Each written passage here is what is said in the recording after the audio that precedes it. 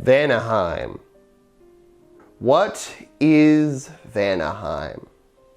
Valheim is a game wherein the wisest being in all of existence defaults on his promises and banishes his most loyal and faithful followers to a realm filled with creatures so vile they were yeeted along with this realm out of the very cosmos itself.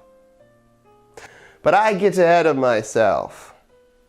To start in understanding this obscure realm, I at first needed to crack open ye old book of Norse mythology.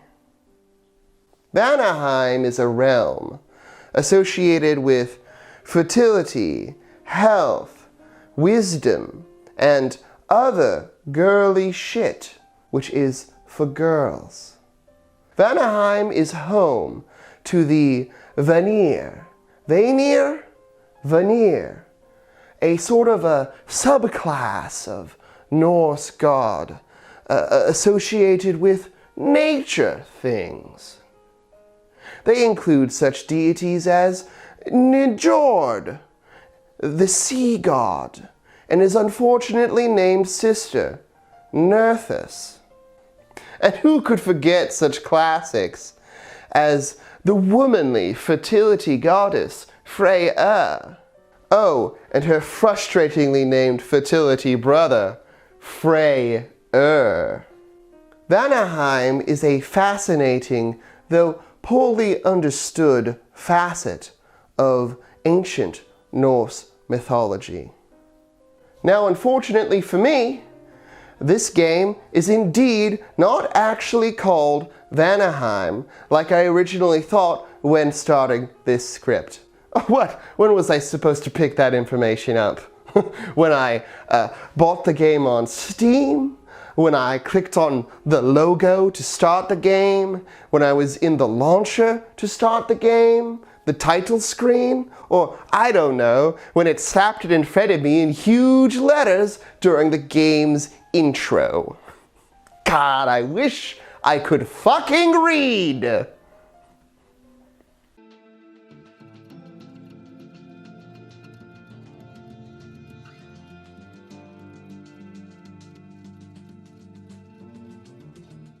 Now, Valheim, according to the game, is actually the missing 10th realm of the cosmos. A realm which was, first, filled with all of Odin's least favorite peeps, and then hewn from the world tree, and left floating through space, like Bentley at the end of Portal 2. Only nearly 1/3 as annoying as he was. Now, it came to pass, some epochs later, that Odin was chilling with his mates, and he said to them, Hey, you remember those guys we promised a fulfilling afterlife if they died in battle or in childbirth? You remember those guys? You think maybe we should send them to Valheim instead to hang out with the trolls and the stump people?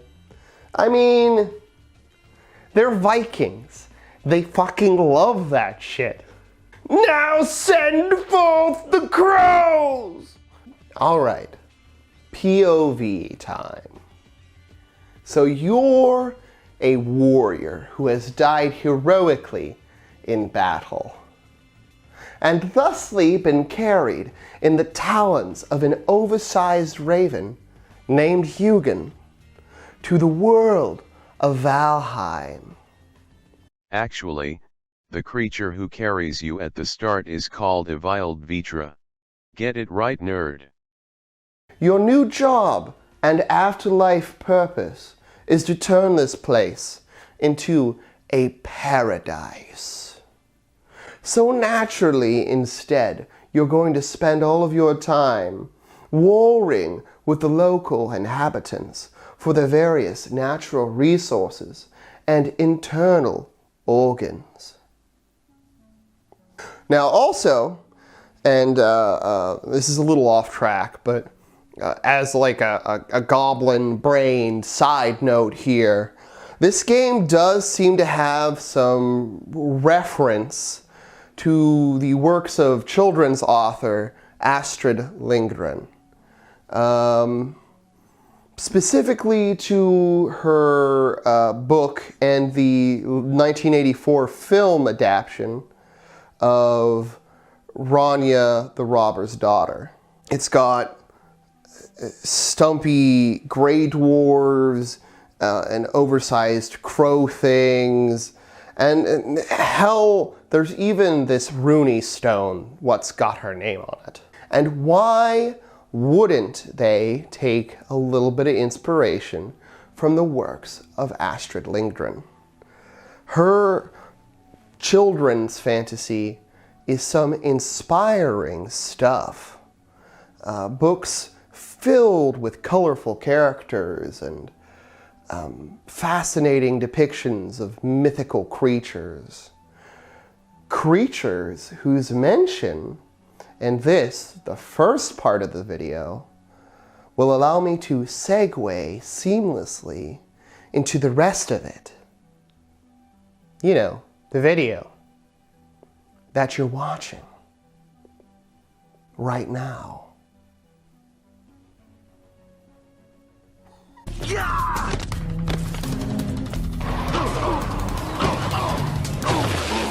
Jake! Whatever. Okay, to start, I've got to talk about the Forsaken, or the bosses, if you would, of Valheim. Creatures so bad they got kicked out of the Cosmic Treehouse. The first boss most players, including myself and Sean, will encounter is Eikthyr, a deer boy with storm powers. As a note, he's also the only boss that I have personally encountered as of writing this script. So the other bosses will have to be discussed in future videos, I guess. Eikthyr seems to be based on Ekpirnir, a stag who stands atop the roof of Valhalla, munching on the leaves of notable celebrity influencer Yggdrasil. You know, the tree. His antlers gather dew, which then flows down into Niflheim, where it either becomes the source of all waters, or the source of all cold rivers and springs, depending on your authorial source, of course. Eikthyr's presence in Valheim makes me sad for two different reasons. A, this means that Odin banished our poor dear boy from Valhalla itself, presumably for click-clacking upon the rooftops too loudly. Hey, Santa, is that you? Nah, it's just that damn deer again. Freya, get the damn gun! B, this means that the Valheim cinematic universe could potentially be one devoid of cold water, home only to piss-tier, lukewarm, piss-tasting water, and hot, bubbling, volcanic, cocoa perfection water. And you know, a man can only drink so much piss-tier water, and a man can certainly only drink so much cocoa before he snaps, before his brain melts It boils and comes apart like a mushroom in a boiling hot mug of cocoa, flowing like the chocolate-crusted mushrooms of your childhood, oozing out of your brain like a wet, sloppy, melted mushroom.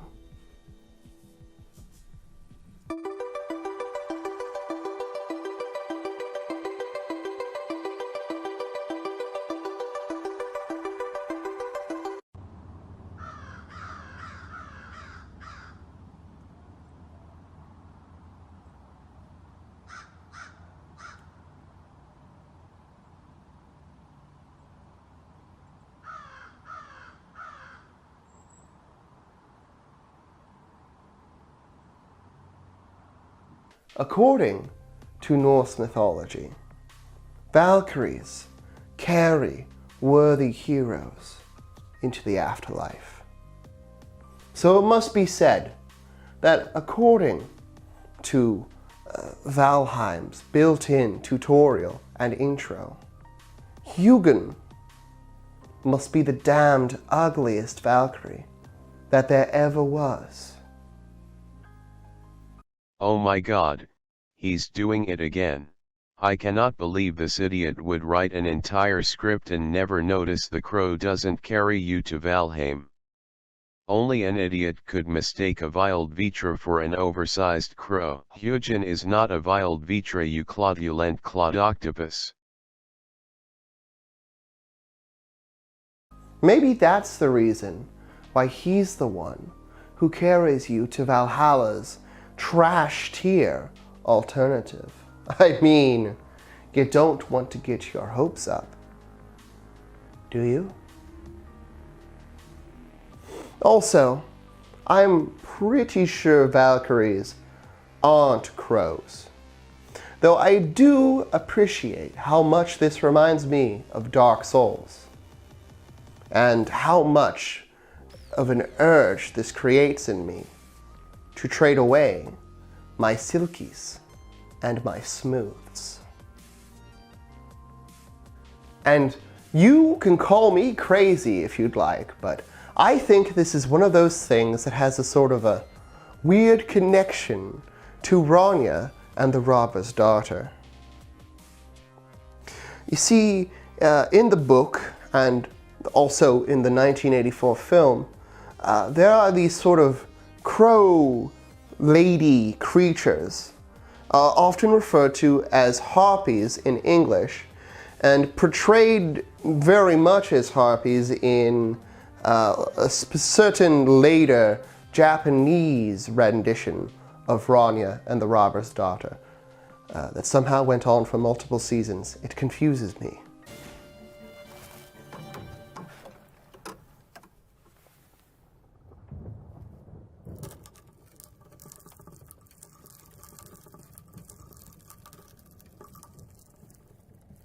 In the original Swedish, these creatures are called wild vitra, which translates to this, something about wild witchery.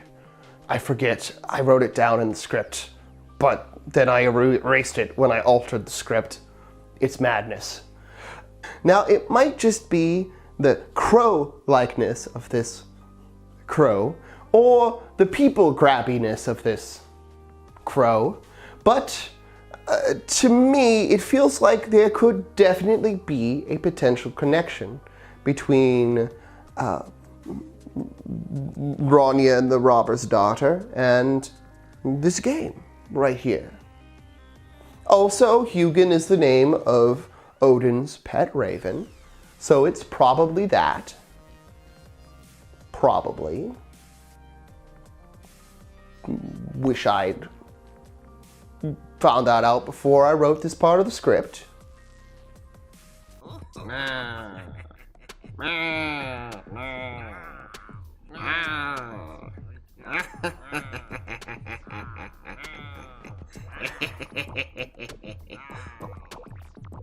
Now, maybe maybe I'm repeating myself. Maybe this is a purgatorial loop that I'm experiencing right now.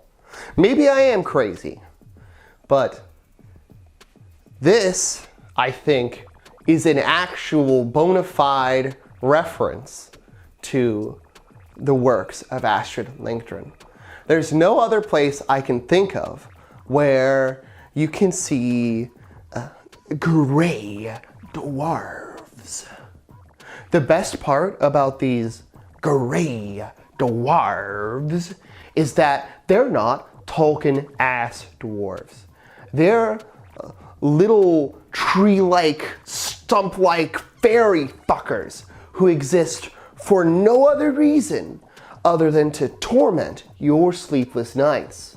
Then again, you know, you could get those sleepless nights from Tolkien-ass dwarves if you're into that sort of thing.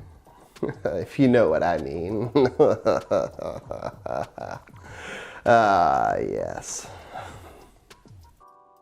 Oh, yeah. Look at that. Look at that big hammer. Look at that classy beard. Oh, look at those dwarven metalworks. That rippling back. Rich with pixelated detail. Look at that beard. Yeah, look at that dwarven chiseled beard work.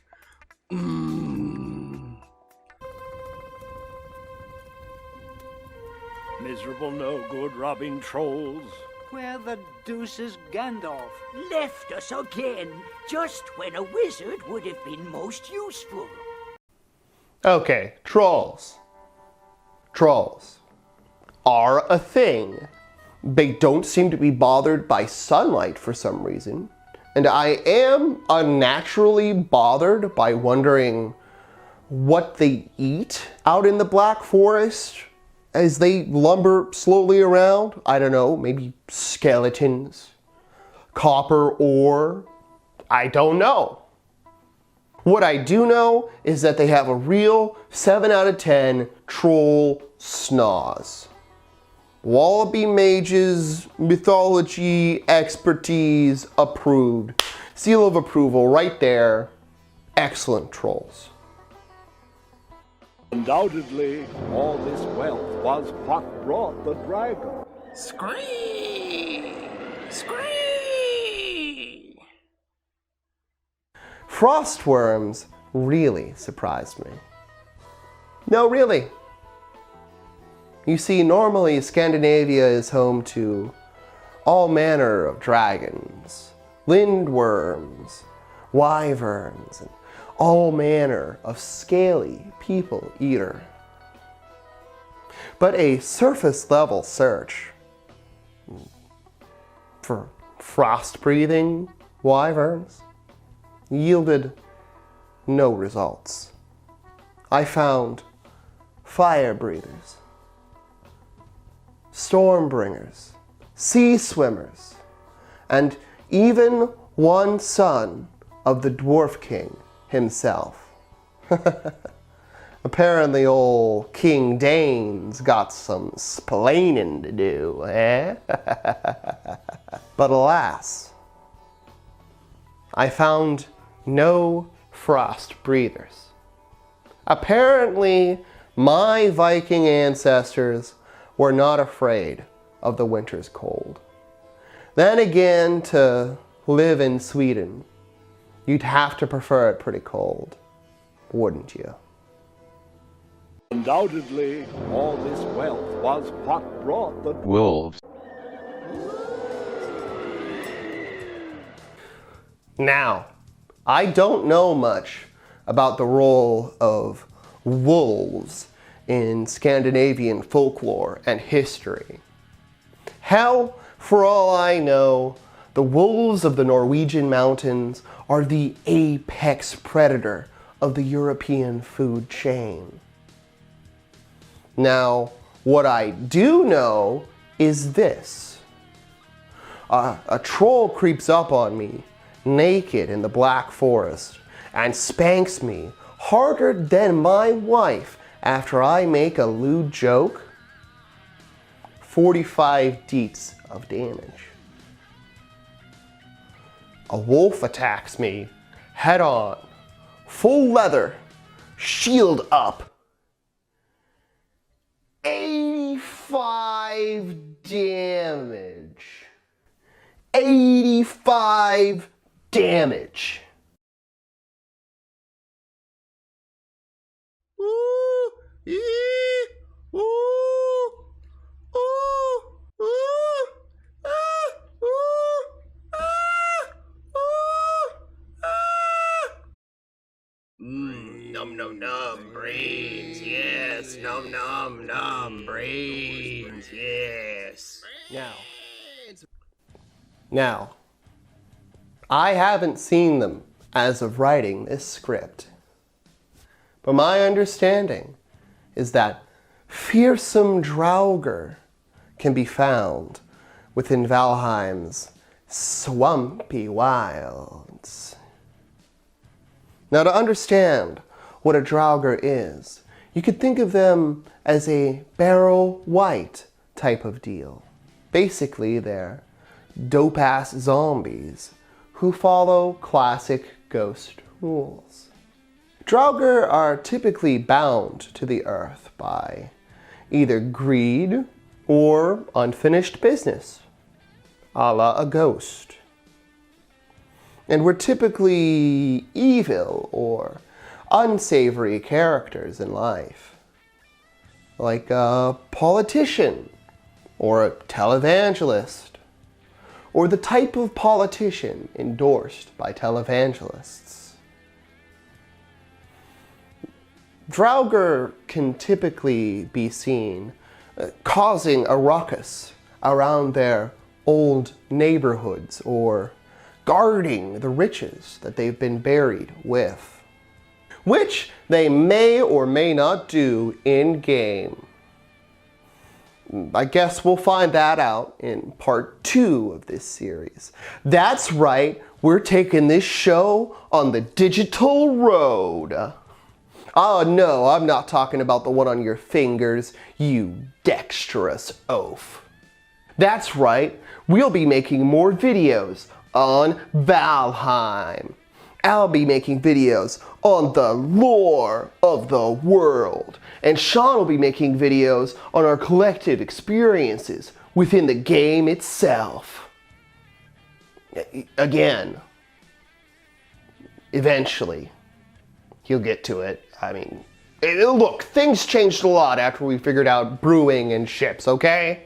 Okay? Anyway, like if you liked, and subscribe maybe. Stay tuned. Keep your ear to the ground for future weeklies and monthlies. And stay safe out there, kids. Bye. Good?